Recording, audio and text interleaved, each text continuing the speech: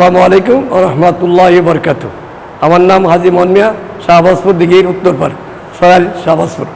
আমার প্রশ্ন একটাই যে নামাজের মধ্যে কতবার হাত কান পর্যন্ত তুলতে হয়, একবার নাকি বহুবার? হ্যাঁ ভাই, খুব সুন্দরটি প্রশ্ন করেছেন। যে আপনার প্রশ্নটি হলো নামাজের মধ্যে হাত কান পর্যন্ত কতবার তুলবেন, একবার নাকি বহুবার? আমার মনে হয় ভাইজান বহু জায়গায় নামাজ পড়ছে এবং অনেক নামাজি দেখেছে যে আমরা তো হয়তো তাকবীরে তাহরিমার সময় একবার হাত তুলি আর হাত তুলি না। অনেকে রুকুতে যাওয়ার আগে, রুকুতে ওঠার পরে হাত তুলে, যাকে রফউল ইয়াদাইন বলা হয়।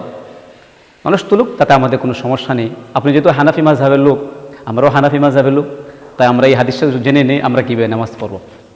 ক্বালা আব্দুল্লাহ ইবনে মাসউদ আলা উসাল্লি বিকুম সালাতা রাসূলিল্লাহি সাল্লাল্লাহু আলাইহি ওয়াসাল্লাম ফাসাল্লা ফালাম ইয়ারফা ইল্লা ফি আউয়ালি মাররাতিন। হযরত আব্দুল্লাহ ইবনে মাসউদ রাদিয়াল্লাহু তাআলা আনহু বলেন, আমি কি তোমাদেরকে নবীজির নামাজ বলে দেব না? নবীজি কিভাবে নামাজ পড়তেন বলে দেব না? নবীজি কিভাবে নামাজ পড়তেন? ফাসাল্লা ফালাম ইয়ারফা ইল্লা ফি আউয়ালি মাররাতিন। উনি নবীজির নামাজটা কীভাবে পড়তেন তা দেখাই দিলেন এবং বুঝাই দিলেন যে নবীজি বা উনি একবার শুধু তাকবীরে হাত তুলছেন রুকুতে যাওয়ার আগে বা রুকুত থেকে ওঠার পরে, সিজদা থেকে ওঠার পরে আর হাত তুলেন নাই। ইল্লা ফি আউয়ালি মাররাত, শুধু একবার তাকবীরে তাহরিম শুধু একবার হাত তুলছে। হাদিসটি তিরমিজি শরীফের মধ্যে রয়েছে 256। হাদিসটাকে তো কেউ তো উড়ে পারতে পারবেন না। নবীজির হাদিস, নবীজি কীভাবে নামাজ পড়তেন আমাদের তো সাহাবায়ে কেরাম অবশ্যই ভালো জানতেন।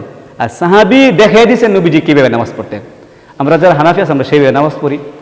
আশা করি উত্তরটা পেয়েছেন। আসসালামু আলাইকুম, আমার নাম হাফেজ মোহাম্মদ জাকারিয়া, আমি শাহবাজপুর মাদ্রাসায় পড়ালেখা করি। হুজুরনগর, আমার একটা প্রশ্ন হলো 5 ওয়াক্ত নামাজে একই ব্যক্তি আজান দিতে এবং একা ইমামতি করতে পারবে কিনা?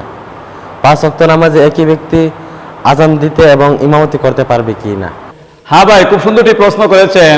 যে আপনার প্রশ্নটি হলো 5 ওয়াক্ত নামাজে একই ব্যক্তি আজান দিবে, একামত দিবে, এরকমভাবে যদি কোন ইমাম সাহেব নিজে আজান দিল, নিজে একামত দিল, নিজে ইমামতি করলো, এটা কি সঠিক কিনা বা এটা জায়েজ কিনা, এটা কি হবে কিনা?